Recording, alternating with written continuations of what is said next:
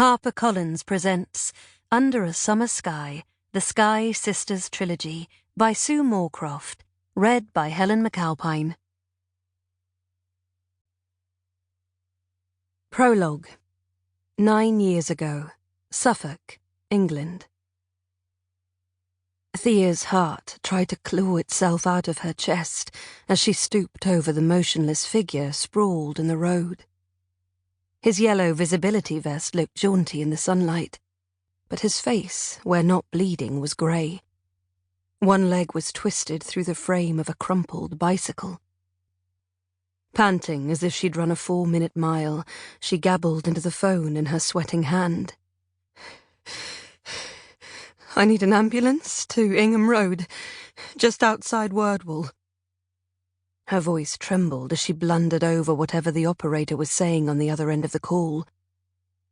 "My car... well, this cyclist was stopped in the middle of the road just after the sharp bend. Nobody could have avoided him. He's breathing, but his legs... twisted. He's wearing a helmet, but there's blood." Her voice caught as she glanced over her shoulder to where her silver car stood skewed across the asphalt. In the morning sun, the windscreen had transformed into a million twinkling squares that somehow hung together above her crumpled bonnet.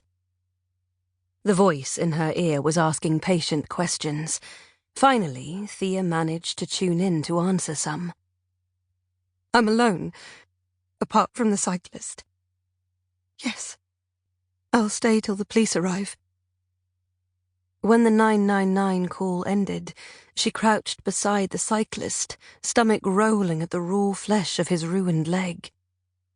"Keep breathing," she begged him. "Help's coming." The strength leached from her legs and she sank onto the scratchy road surface. "Just keep breathing." She'd no idea how much time passed before she heard the wailing of sirens, and then the emergency services arrived, blue lights flashing. The ambulance crew checked whether Thea was hurt, then ushered her aside while they focused on the unconscious cyclist.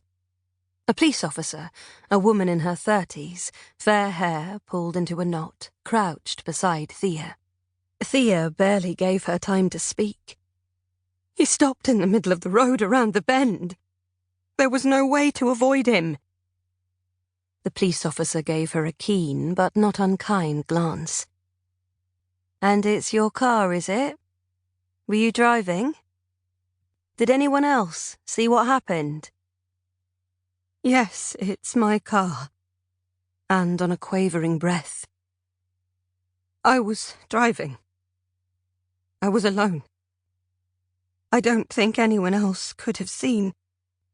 She glanced at the hedges either side of the lane, between the road and the fields. The first houses of the village were half a mile away. More questions. Thea tried to concentrate and answer over the blood rushing in her ears. The police officer made notes. "I'm going to have to take a breath sample. It's standard procedure." "I haven't drunk alcohol for days." Thea's voice shook at the idea of being breathalyzed, a procedure she'd only seen on TV.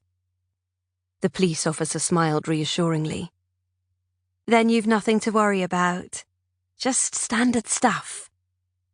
She returned briefly to her vehicle, its lights still flashing, then came back with an instrument like a fat phone with a protruding tube.